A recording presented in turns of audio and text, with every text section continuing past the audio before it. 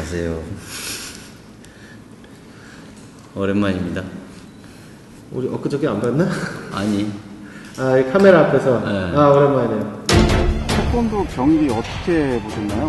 솔직히 재밌지는 않았어요. 보다가 저는 채널을 좀 돌렸습니다.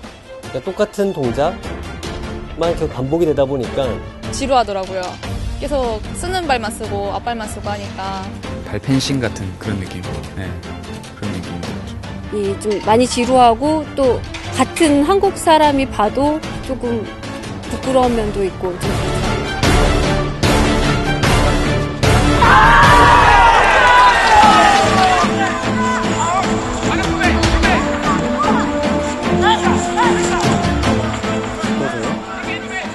이거는 거의 뭐 UFC 같은데? 아, UFC 같아요? 네.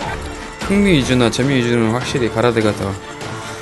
태권도보다는 이게 더 역동적이고 좀 자극적이어서 이게 더 시선이 많이 갈 것 같아요. 솔직히 태권도가 우리나라의 거지만 태권도가 조금 위험할 것 같네요. 사람들이 좀 더 좋아할 것 같아요.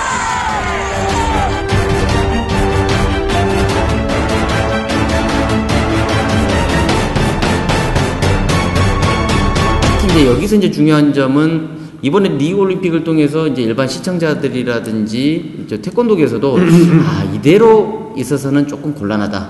특히나 이번 IOC 총회에서 2020년 도쿄 올림픽에 태권도의 가장 경쟁 종목인 가라데가 정식 종목이 채택됐습니다. 이게 시범 종목이나 전시 종목이 아닌 정식 종목으로 됐어요. 근데 한시적이긴 하나, 그렇죠. 뭐 처음 들어가기가 어렵지. 한번 들어가서 뭐 이렇게 버티는 거는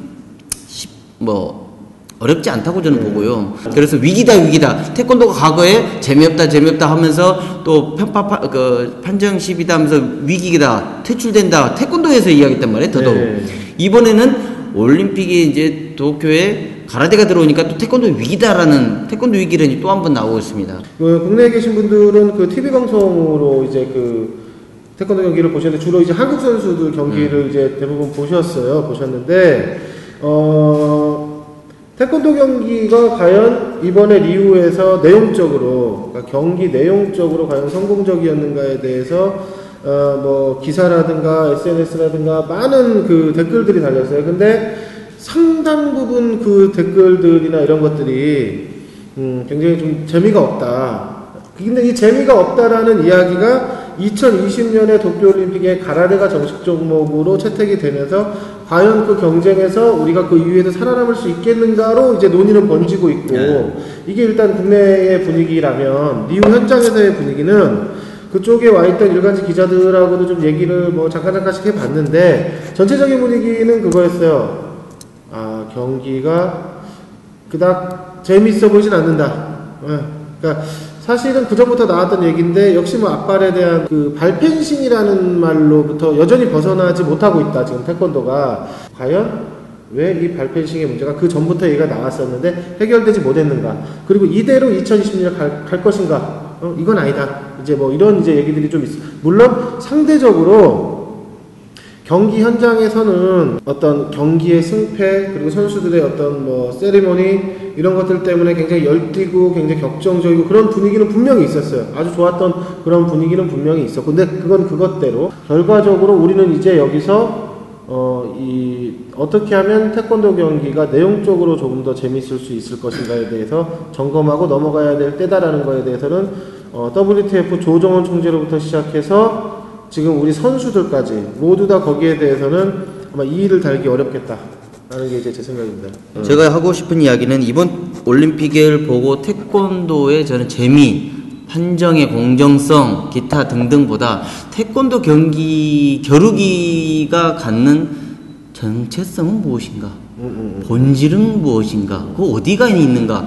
그거에 대한 부분이 의구심이 생기는 거예요. 그러니까 지금이 그거를 딱 점검하기에 나는 좋은 시기다라고 봐요. 왜냐하면 양이 있으면 의미 있다 이거. 양이라는 건 뭐냐면 결국 그 과정에서 다른 종목하고는 다르게 그동안 올림픽에서 메달을 따지 못했던 국가들에서 메달을 따는 종목으로 태권도가 됐어요. 근데 그것이 어필할 수 굉장히 좋은 거예요. 사실은 그렇죠. 아프리카 코트디부아르에서 금메달이 나오고 요르단에서 올림픽 역사상 처음으로 금메달이 나오고 이런 것들이 태권도 붐업을 시키기에는 굉장히 좋은 역할을, 그러니까 그 어떤 양이 있었어요, 분명히. 그런데 뭐냐면 이 WTF가 조정원 총재가 집권한 이후로의 어떤 방향성이라는 거는 계속되는 변화였어요. 끊임없이 변화하겠다. 조금 더 재밌는 스포츠, 조금 더 관중에게 어필할 수 있고 조금 더 인기 스포츠가 되기 위해서 근데 그 첫 단추의 그때 당시에 시작 중에 하나가 뭐였냐면 당시 베이징에서의 좀 사건들이 있었잖아요, 올림픽에서. 그러다 보니까 공정한 승부를 하기 위해서 하다 보니까 우리가 이제 전자호구를 도입했고, 전자호구를 도입하면서 그전에는 점수를 주는 발차기들이 다 정해져 있었단 말이에요. 근데 전자호구 상황에서는 점수를 주는 발차기라는 게 정해진 게 없어. 때려서 나오면 득점인 거예요.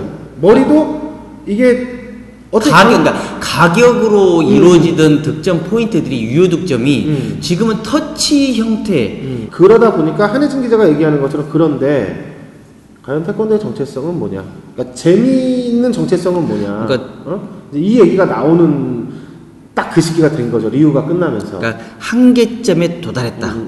2020년에 이제 가라데가 들어오잖아요. 가라데가 들어오니까 과연 가라데하고 태권도하고 지금 현 상태 이대로 만약에 일본에서 열리는 동경올림픽에서 양 그 유사한 기술 체계를 갖고 있는 종목이 어느 종목이 더 재밌냐, 어느 종목이 더 인기가 있을 것이냐로 한번 붙는단 말이에요. 한번 붙기 때문에 그리고 그 이후에 태권도도 재밌고 가라데도 재밌으니까 두 개 다 가야지, 뭐 이럴 가능성은 사실 그닥 많아 보이진 않는다. 너무 유사해. 유사성이 있기 때문에. 유사성이 그래서 가타도 그렇고 쿠미테도 그렇고. 지금 우리는 태권도가 겨루기만 지금 올림픽에 돼 그렇죠. 있잖아요. 그리고 2018년 자카르타 아시안 게임에서는 품새도 지금 들어갈 전망이 굉장히 높은데, 지금 2020년 도쿄올림픽에는 태권도로 치면은 겨루기인 쿠미테, 그리고 그 품새로 치면은 가타가 이제 들어가요. 그런데 메달 배분이 어떻게 되어 있냐면, 현재대로 가면은 태권도는 여전히 남자 4개, 여자 4개가 될 것이고, 가라데 같은 경우에는 쿠미테에서 6개, 남자 3개, 여자 3개가 될 거예요. 그리고 가타에서 남녀 1개씩, 이렇게 해서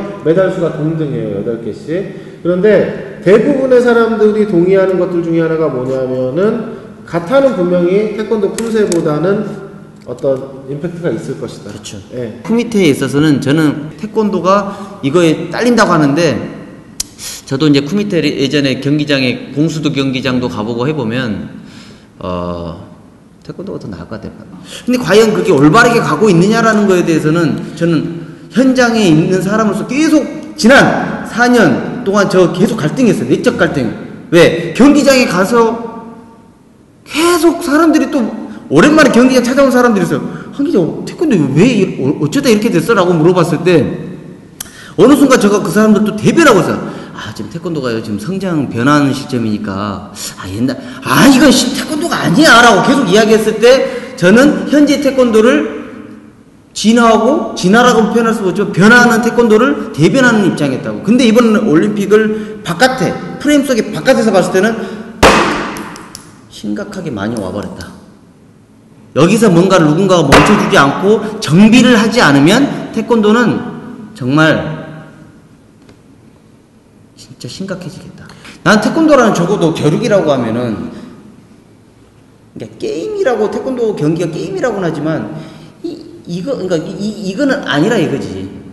적어도 교본 속에 나오는 앞차기를 무릎을 접어서 차서, 저는 교본 그렇게 좋아하는 사람이 아니야. 나는 알잖아, 나 책 좋아하는 사람이 아니라는 거.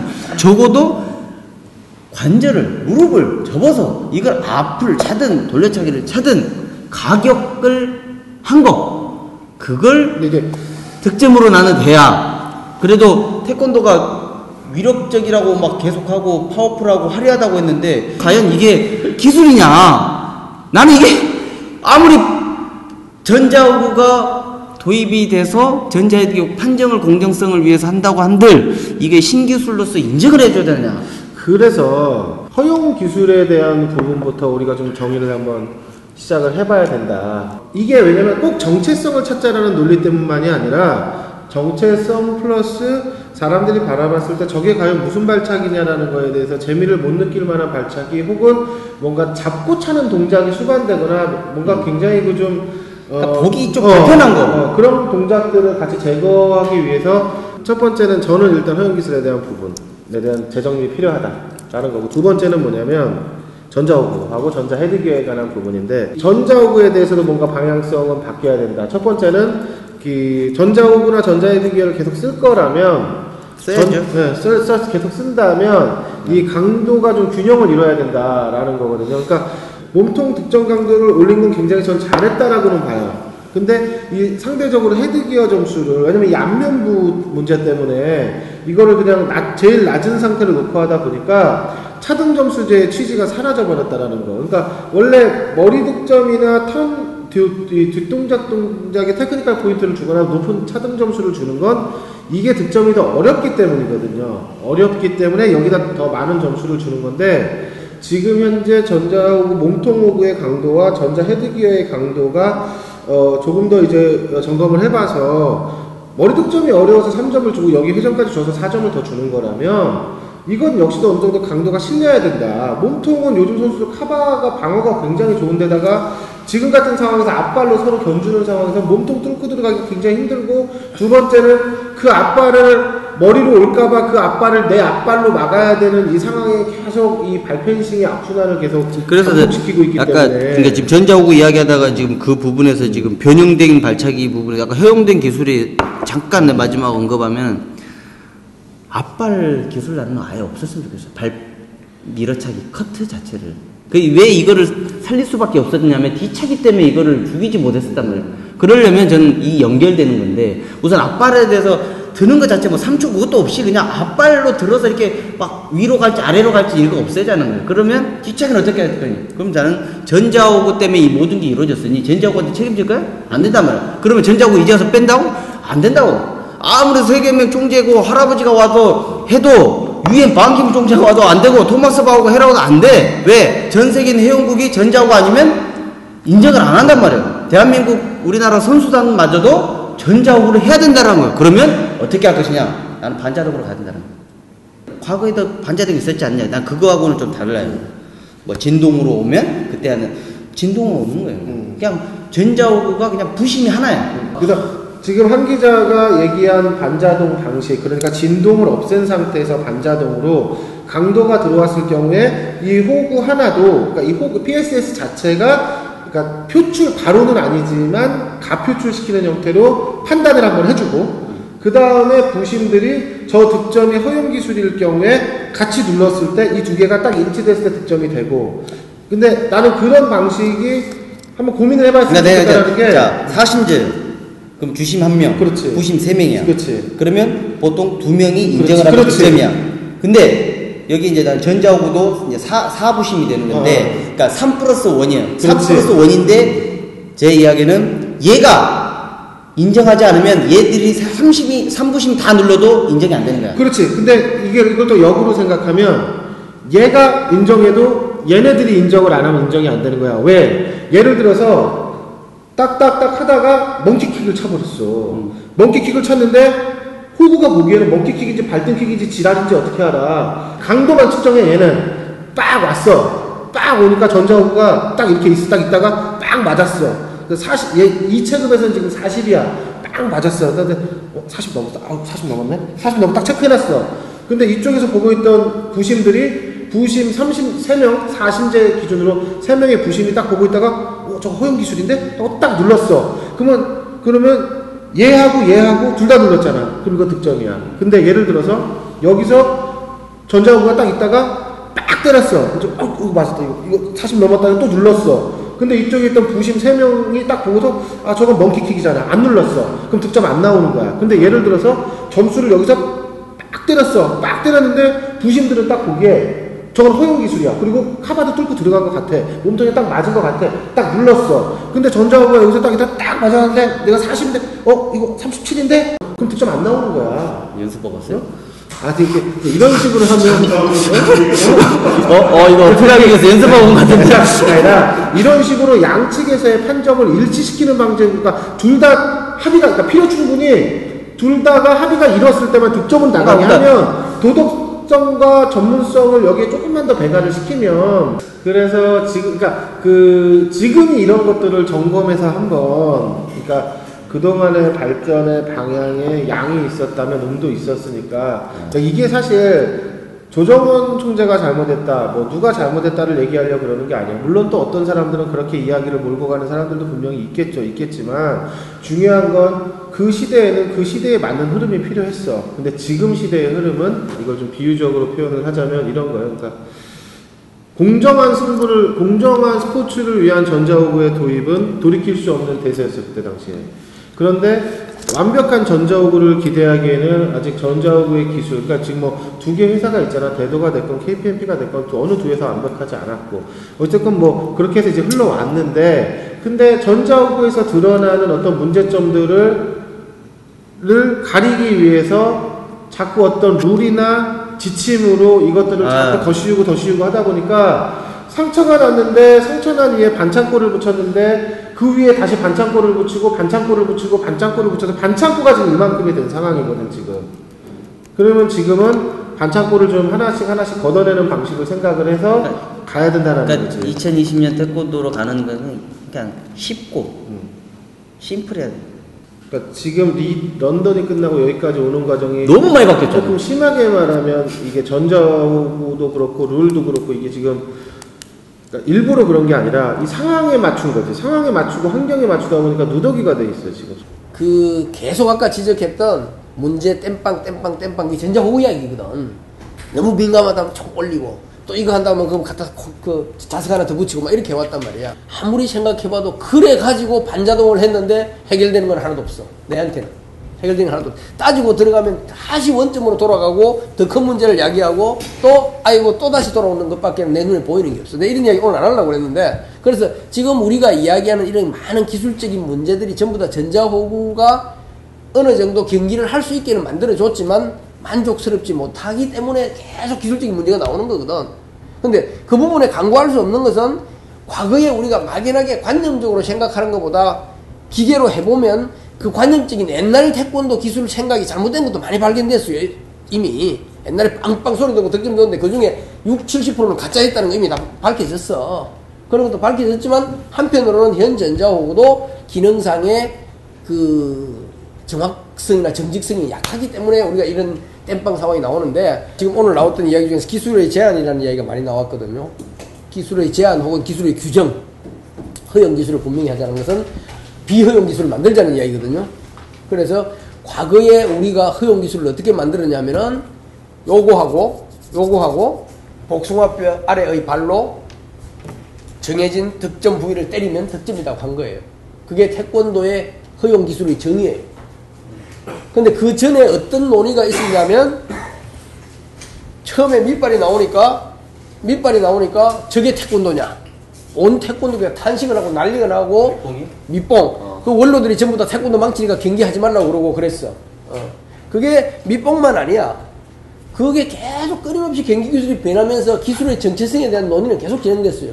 그러다가 나중에 아까 이제 누가 이야기했는 이 스텝 하는 거, 이것마저도, 스카이 콩콩 하는 것마저도 이게 무슨 태권도냐. 끊임없이 우리는 항상 이게 뭐가 태권도냐는 거 시비를 해왔는데, 저는 근본적으로 그 먼키킥이나 스콜피언 킥이나 이거를 특정한 이름으로 규정하는 걸 반대하는 이유는, 태권도가 됐든 뭐가 됐든 인간이 주어져 있는 기본 틀, 개념의 틀 안에서 다양하게 할 수 있는 뭐가 있는데, 그것을 왜 안 되지? 왜 안 되지에 대한 대답을 주고 막아야 돼.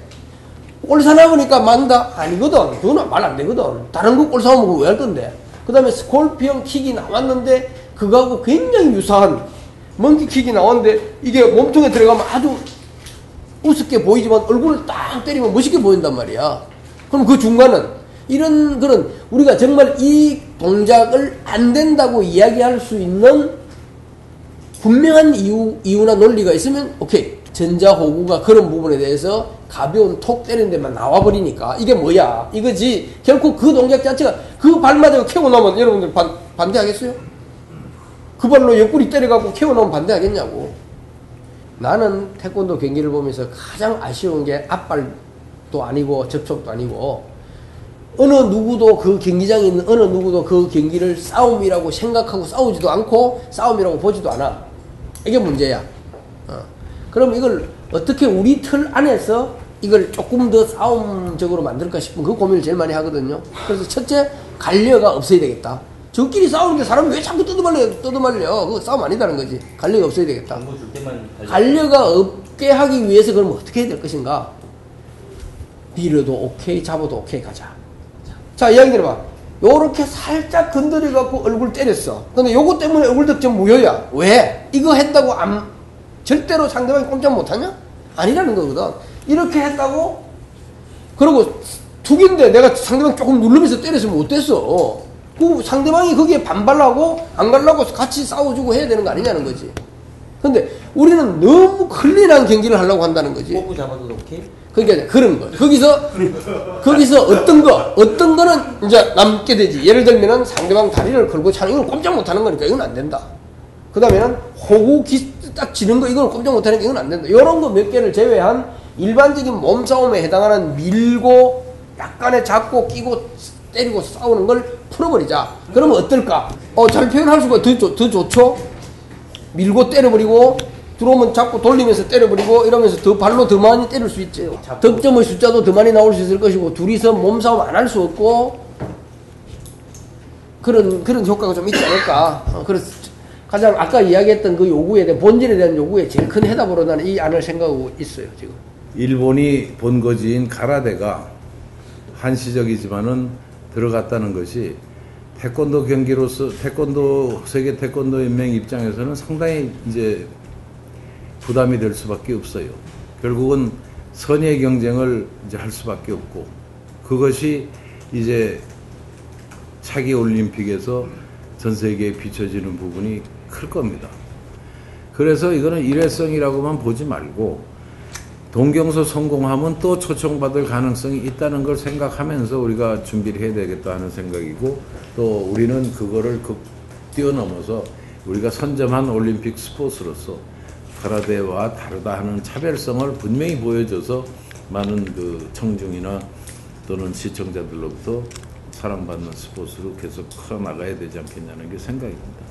그러니까 여하튼 어떤 것들 아이디어가 저희 둘도 뭐 그렇지만 얼마나 많겠어요. 그런 것들을 잘 정리하고 정비해서 또한 공청회까지는 필요 없지만 그래도 또 다시 한번 좀 정비해서 저는 적어도 올해 연말에 전 세계의 이 룰이 픽스된 룰과 환경과 이 모든 것들이 공표가 됐으면 좋겠어요. 그렇죠. 그리고 2020년까지는 정말 안 건들고 그대로 가는 거야. 자, 오늘 상당히 오래 얘기했네요. 생각보다. 오랜만에 이야기했더니 뭐 두서가 없는 가장 부분도 중요한 거는 박 PD가 마음에 들었는지가 중요해요. 지금 이 시점에서 근데 다시 한번 진짜 다시 인사하고 다시 하면 죽어 그럼 진짜. 중간에 끊었어야지 그러면. 20분 써먹을 거 아싸. 내가 눈빛 보니까 아까 중간에 잠깐 마음에 들었던 부분이 있었어. 그걸로 정리하고 우리 얘기 잠깐만 하지. 아까 그 앞부분은 어차피 자를 거면 우리 앞으로 어떻게 할 건지에 대해서 저희가 지금 그 6월 말로 기국구조 태권도 끝나고 지금 아직 제목을 정하지는 않았습니다. 제목을 정하지는 않았고 그래서 사실 오늘 녹화도 일종의 그 파일럿 방송인데 올림픽 시기를 너무 늦출 수가 없어서 지금 녹화를 그러니까 하고 있는 거죠. 이게 우리가 새로 하든 안 하든 하려고 했던 것 중에 하나였는데 그렇죠. 원래 올림픽 전에 선수들의 분석 우리 선수들을 분석하는 게 아니고 전 세계 태권도 선수들의 어떤 경기 체급별로 분석들을 하려고 했어요. 그래서 다 준비도 했는데 서로 시간이 안 맞아서 못했어. 지금 와서 생각하면 안 하길 잘했다고 생각하기도 하지만 그래도 분명히 굉장히 왜냐면 알고 보면 재미있으니까. 그래서 지금 우리 이 프로그램 기획하고 있는 박 PD가 지금 뭐 구상하고 있는 안대로 기국구조 태권도하고는 조금 바뀌겠죠. 제일 많이 들은 얘기가 니들은 뭘 도대체 구조도 못하면서 자꾸 구조하냐. 그래서 뭐 이거는 저는 무죄로 나가는 게 좋을 것 같습니다. 첫 편? 뭐 될 때까지. 아니 될 때까지야 뭐 그렇게 해야지. 무죄. 뭐 정해질 때까지는 어쩔 수 없지 뭐.